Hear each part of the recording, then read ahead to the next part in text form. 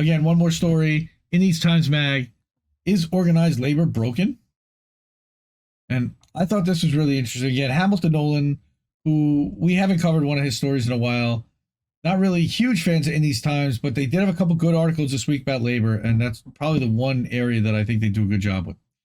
But independent unions are great, but it's also proof of labor's broken institutions. So this is actually kind of weird because it's coming from the point of establishment labor and shitting on it, but here's why. The inspiring wave of independent labor organizing also represents the failure of existing unions. Here's our Trader Joe's United logo. Shout out to Trader Joe's United. This year, again, has brought a lot of stirring labor victories, a pace of union campaigns, and strikes so frenetic that it's easy to collapse in a puddle of undifferentiated cheering for stuff, right?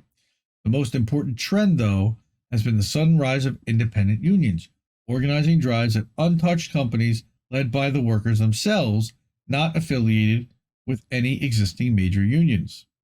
The ALU, of course, has been the biggest example of those, and an endless stream of others seem determined to follow in its footsteps. An independent union drive succeeded at Trader Joe's, and they've popped up everywhere, from Apple to Chipotle to Geico. Geico! Now, what does Geico again stand for? I believe it is Government Employee Insurance Company was originally what Geico stood for. It's not owned by the government anymore. Okay? The rise of all these independents is inspiring. It is the flowering of seeds that were planted by 40 years of rising inequality and by the work of an entire generation of labor movement activists pushing unions as the solution. If we're being honest, though, the story of these independent unions is also a story about the brokenness of organized labor's existing institutions. If we ignore half the story, we won't learn anything from this moment. And this is where I found it really interesting. This is where it kind of breaks from where we've been talking about the traditional story about what's happening with labor.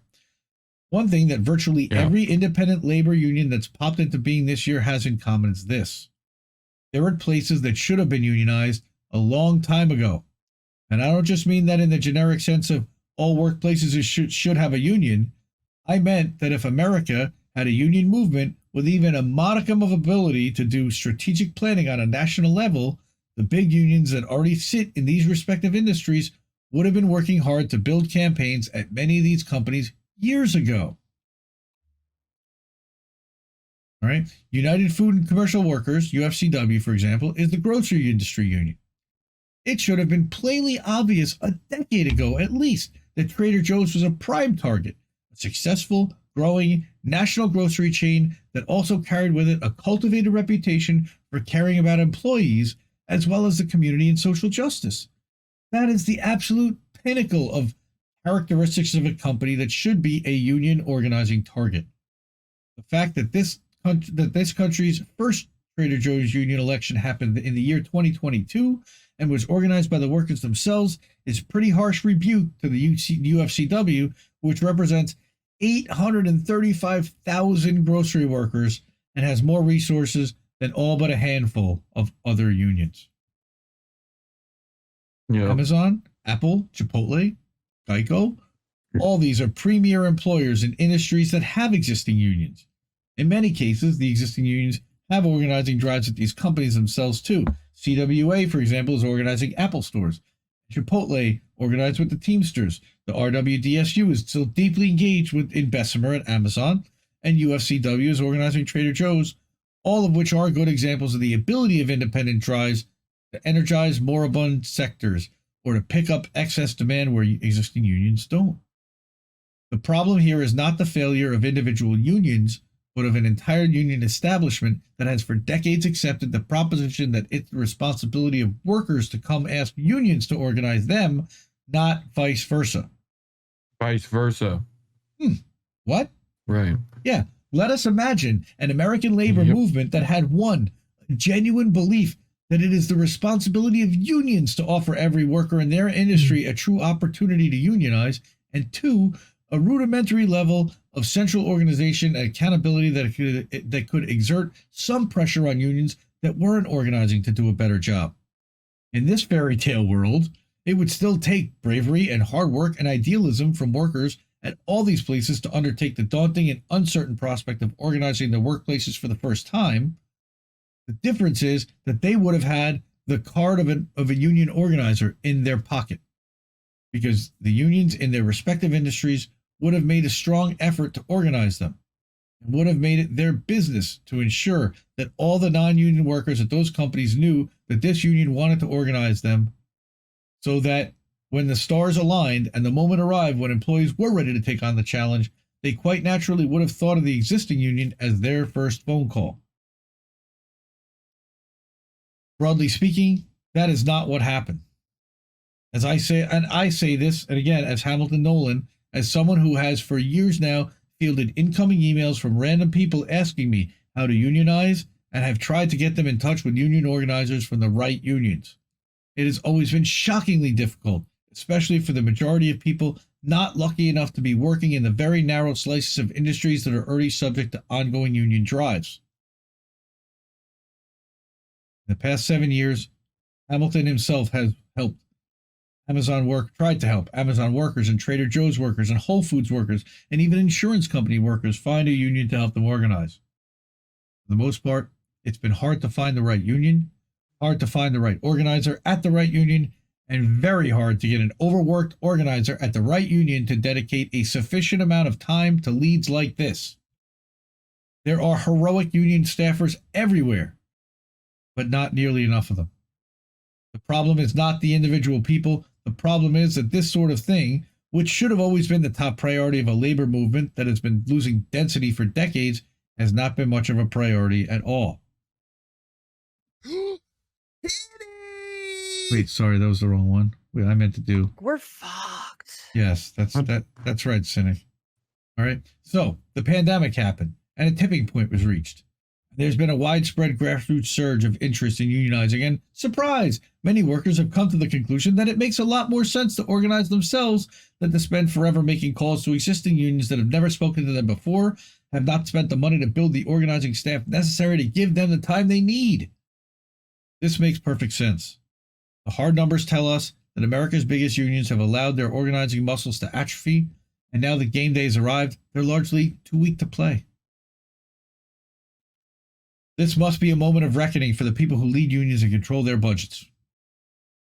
As much as we cheer on the resolve of workers who take it upon themselves to organize independently, we must also turn to the unions of their industry and say, hey, why didn't you get that? I don't want a bland stream of cheerleading tweets from the AFL-CIO about this trend of independence. I want nonstop meetings of top union leaders cowering in chagrin over how it came to this in the first place. Right. This moment in history is an unfolding demonstration of the fact that organizing must be a nonstop practice. You cannot just allow it to wilt for decades and then expect it to flip on a switch like a switch when the national mood changes. A recent report found that organized labor in America employed 23,000 less people in 2020 than it did even in 2010, even while its bank accounts swelled. How many of these people were potential organizers who could have been sitting in coffee shops or McDonald's parking lots across the streets from Trader Joe's and Amazon warehouses and dreary white-collar office buildings, talking to workers about what a union could do for them? A lot. Philosophically, there is nothing wrong with having an independent union. Practically, there are, and again, this is where I think I'm going to run into an argument with him, there are many drawbacks. And I don't necessarily disagree with him, but I also think that they need to be independent, and I've got my reasons why. He's saying that it can take a lot of time and money and expertise and lawyers to get a solid first union contract in place. Not wrong about any of those things. Those are things that existing unions have that independents don't. Winning the union vote is great, but only a first step. Unions got big and coalesced in the first place because solidarity is power, and money, and staff, and political connections, and law firms. Many of the independent unions that do manage to win a union election will inevitably migrate towards existing unions over time, or they will get crushed by their multi-billion-dollar employers willing to stall and litigate every single thing rather than bargain a fair contract. Hello, Amazon. So, some independents will join bigger unions, and some, like ALU, may manage to grow enough to form their own new unions, and others will die out. Again, I hope that's the case. Okay, but they've done the labor movement a great service, no matter what their eventual fate is. They have become big, flashing billboards for the need to invest in institutional organizing capacity that no working person is ever unable to find a union that would like to help them organize. If we don't say that out loud, the lesson will be ignored. Strong unions knock on every door. They talk to every worker. They bring the message to people who don't even know they need it. They don't sit inside while the times are tough and come out when it's sunny to find out that the big game started without them. And again, I'm going to go back and I'm going to shout out the leaders from Cause. And again, this is Hamilton Nolan. One of the best there is, really. Follow him at Hamilton Nolan, Hamilton@IndieNews.Network if you want to email him. Follow him all over. Good dude. Knows his stuff. So that's our story on organized labor. And I agree with him to a point. I still think independent unions are important. And I still think that, again, like Shadowband said, SEIU, AFL-CIO, Teamsters, they're their own top-down corporate infrastructure themselves. Yep. They're not run by the workers, and they're not even working at or for the company that they're representing. So, yeah. Willie Bragg, welcome to the show. How are you, bud? Good to see you. Let me see. Oh, good. He's coming up here. We had people that hated unions at my workplace, yet came crying to the union, right, when something went wrong. Shop stewards would get them out of trouble, yet these peeps, yet these peeps still would not join the union. Yeah. Why? Because they were brainwashed against unions. Right. We need both independent unions, and we need to get the people inside establishment unions to reform it from within. Yeah, that's difficult again because their salaries and their greased paychecks and all this other stuff preclude them from doing so.